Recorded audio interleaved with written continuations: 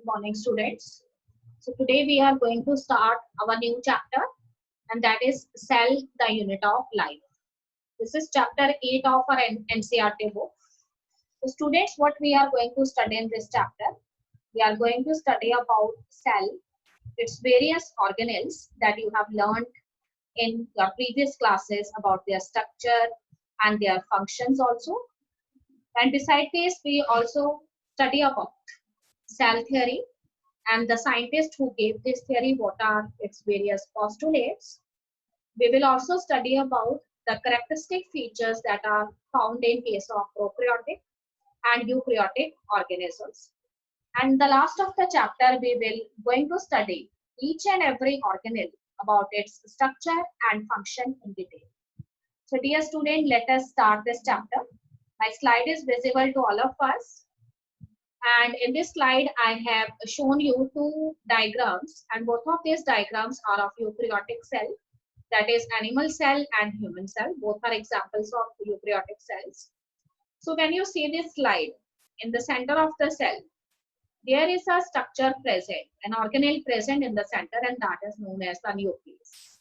This nucleus is known as the control center of the cell because it controls all the activities of the cell. And beside this, there is a ground matrix substance present within a boundary of the cell. This boundary is known as plasma membrane, and this ground matrix is known as cytoplasm. So this cytoplasm is the main center of all kind of biochemical reactions that are occurring in the cell.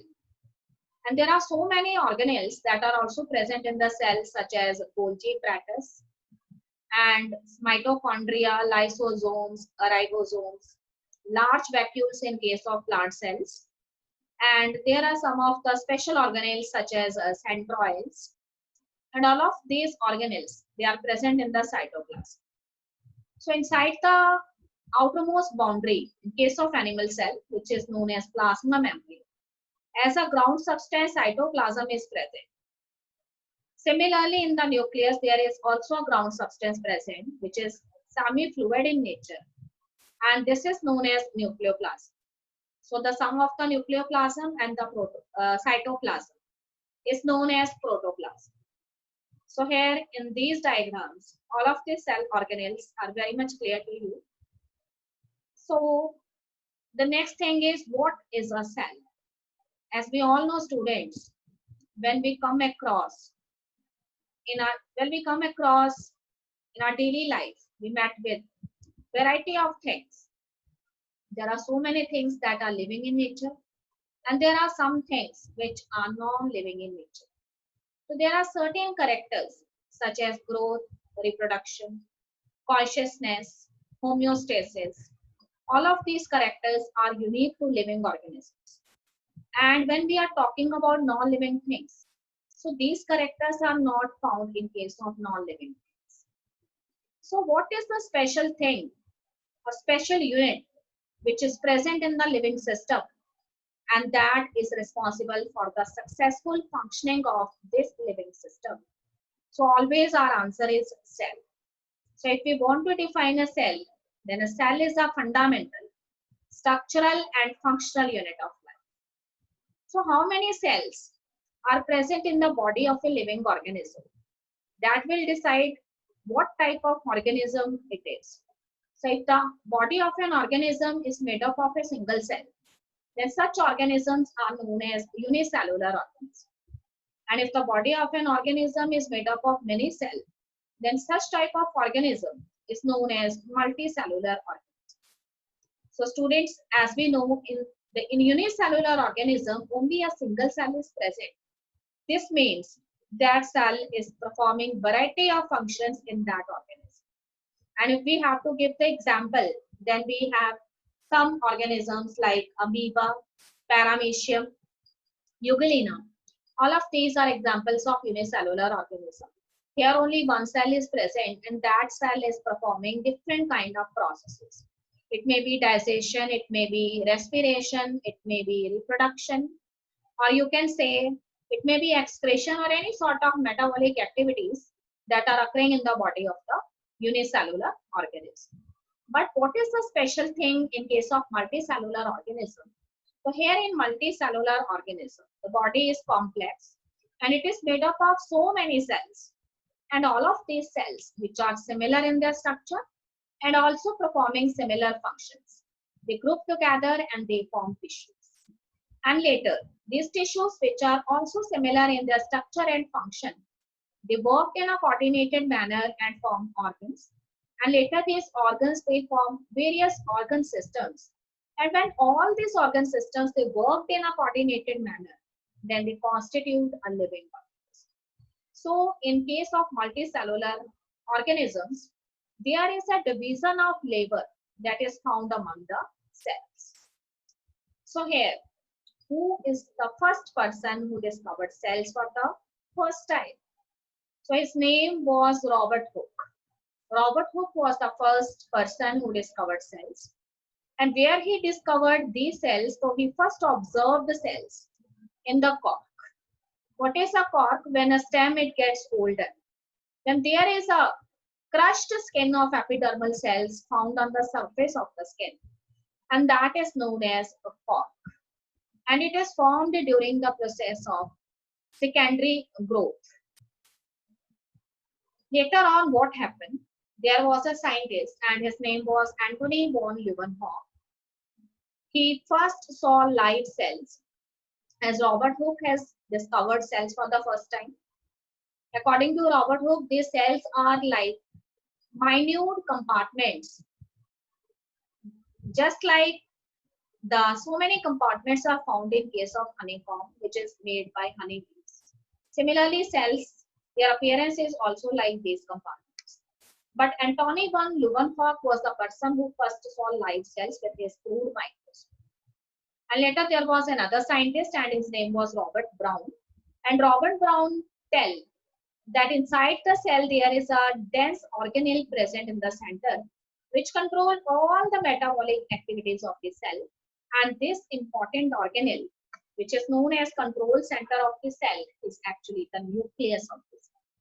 So it is not always, we cannot say it is always found in the center of the cell. There are some cells in which nucleus is not present. And human RBCs are examples of such non-nucleated cells. Because of the absence of nucleus in human RBCs, their lifespan is only of 120 days. Okay, student, this is the picture of Robert Hooke. He was the person who discovered cells for the first time. And he compared the cells like a honeycomb, as so many compartments are found in the honeycomb. Similarly, the cells also have their appearance like a honeycomb. He observed the cells in the cork, and later he used the term cell for these compartments. Okay, students, so many cells are visible to you, and all of these cells have various type of cell organelles.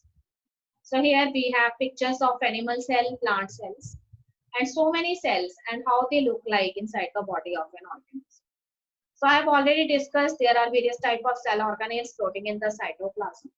These may be the mitochondria, Golgi apparatus, nucleus present in the center, centrioles, and smooth endoplasmic reticulum, rough endoplasmic reticulum. Then lysosomes are there, and so many vacuoles are also present. As vacuoles are not present in case of animal cells, whereas large vacuoles are present in case of plant cells. So all of these organelles, they play an important role in these cells, and they are responsible for various type of metabolic activity. One of the important feature which I want to discuss here about animal and plant cell is that the outermost boundary of a plant cell is a tough wall layer, and that is known as the cell wall. And next to the cell wall, plasma membrane is present in plant cell. Whereas in case of animal cell, the outermost boundary, it consists of a flexible membrane, which is known as plasma membrane, and this plasma membrane is semi-permeable in nature. Okay, student, these are the two persons who formulated the cell theory, and their name was Cycliden and Schwann. Cycliden was a German botanist, and he discovered cells, cell-like compartments, you can say, in the plants. And whereas Schwann was a British scientist and he discovered these cell-like compartments in various types of animal cells, or you can say in the body of the animals. So after these observations, both of these formulated a hypothesis, and this hypothesis has some postulates. Now we are going to study these postulates.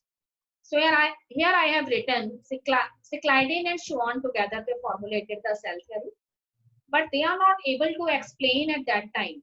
When a question is asked to them that how these cells they came into existence and how new cells are formed, they have no answer. So in the year 1855, there was another scientist and his name was Rudolf Virchow.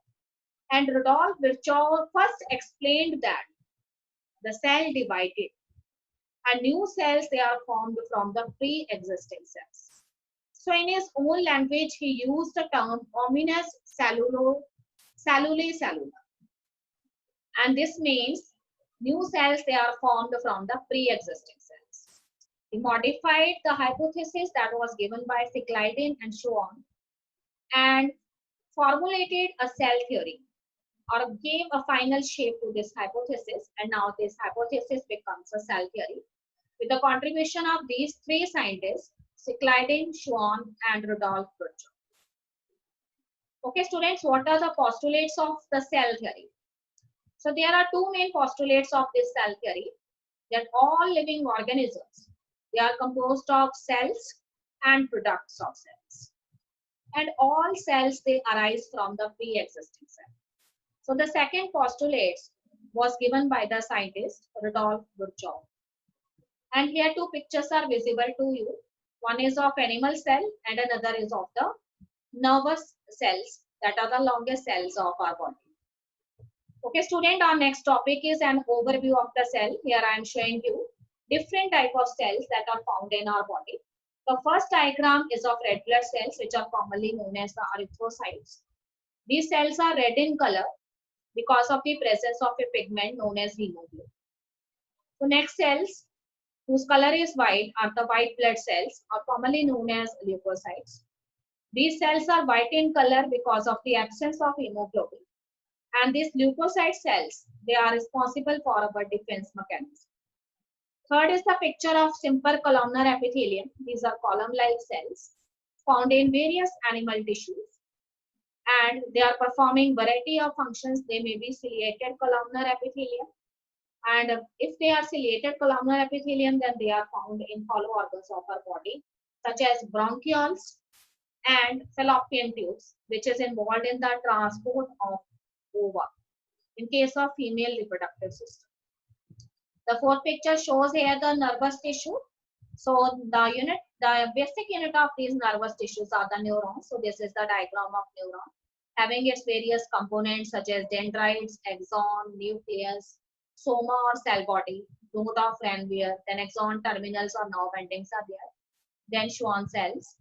And myelin sheath may be present on these neurons and it may be absent. If it is present, then they are known as myelinated neuron. Otherwise, they are known as non-myelinated neuron. So next is the plant tissue.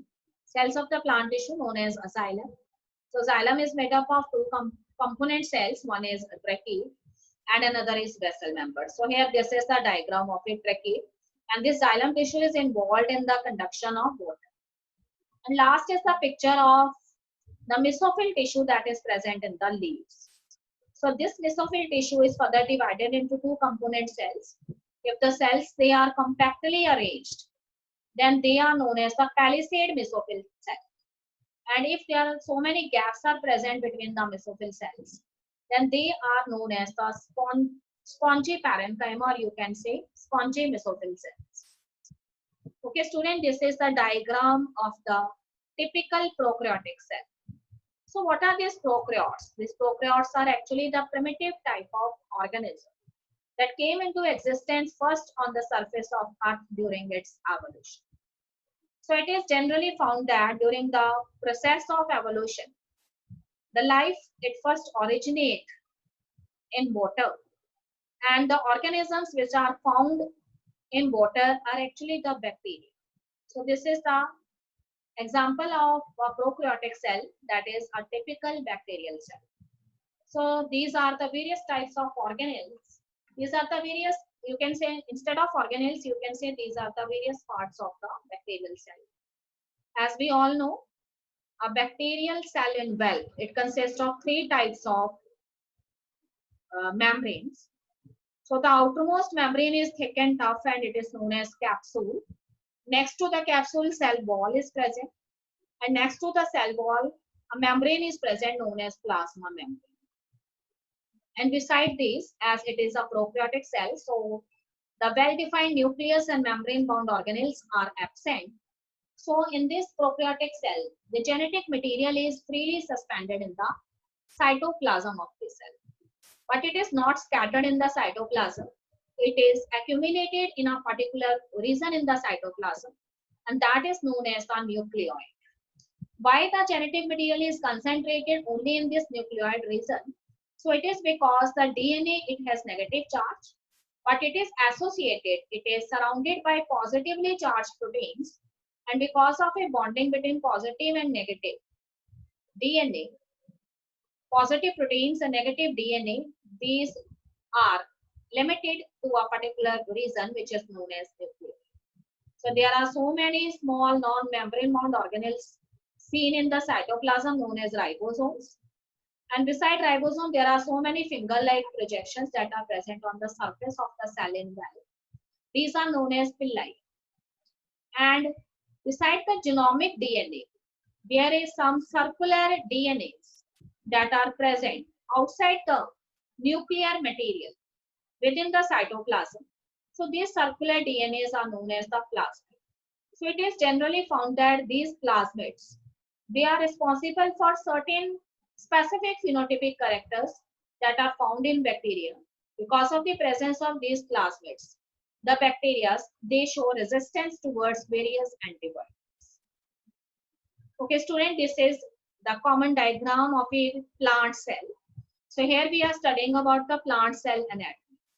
So in this, the plant cell, as we all know, the outermost boundary of the plant cell is known as the cell wall. And this cell wall is very much tough and rigid in nature. And next to the cell wall, the cell membrane is present. And this cell membrane, it is semi-permeable in nature. It is also known as plasma membrane. So it allows the entry of certain substances from the outside to the inner environment of the cell. As we all know, later we will study in this chapter that this plasma membrane, it is made up of a lipid bilayer. So it allows the entry of hydrophilic, it do not allow the entry of hydrophilic substances, whereas organic substances, they can easily pass through the cell membrane. So besides cell wall and cell membrane, there are so many cell organelles visible to us such as lysosomes. So these lysosomes are also known as suicidal bags because these lysosomes, they contain special type of digestive enzymes known as hydrolysis or hydrolytic enzymes, and these hydrolytic enzymes, they play an important role in the cellular digestion. And during the course of this cellular digestion, as the lysosome, they also get finished. That's why they are known as the suicidal bags. And here the ground substance is visible to all of us. This is cytoplasm.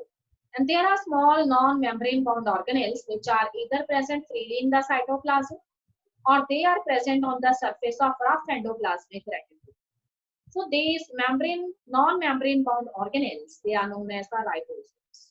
The ribosomes are known as the protein factory of the cell because these ribosomes, they help in the synthesis of proteins and they are responsible for the process of translation.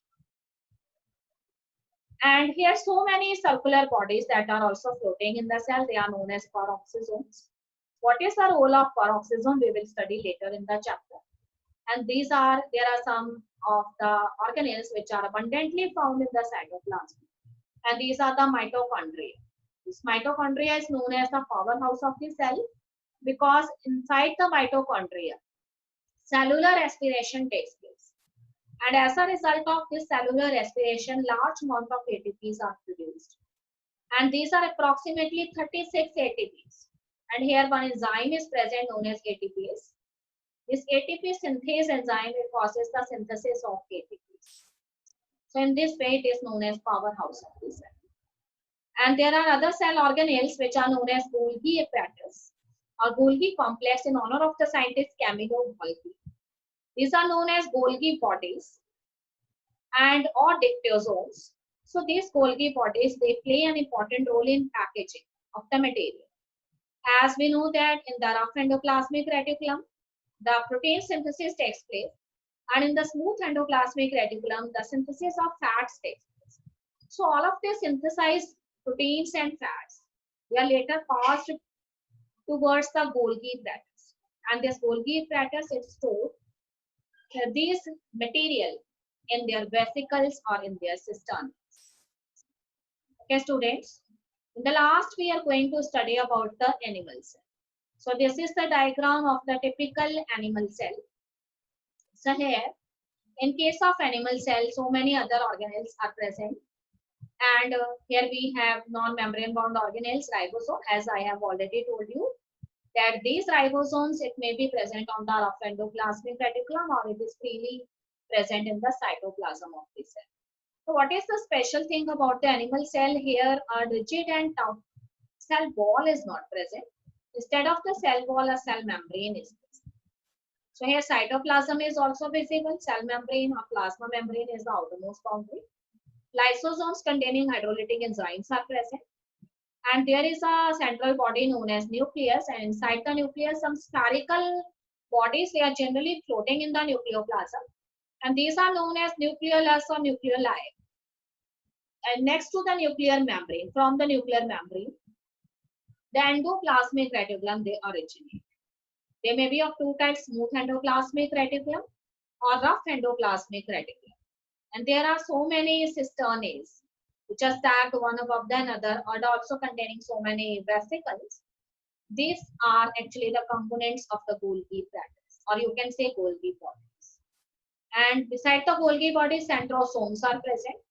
And during the process of cell division, these centrosomes, they divide and they form two centroids, and both of these centroids, they move towards the opposite pole of the cell. And later on, from these centrosomes or centroids, spindle fibers, they originate. And on these spindle fibers, the chromatin fibers, which later become chromosomes, they attach to themselves.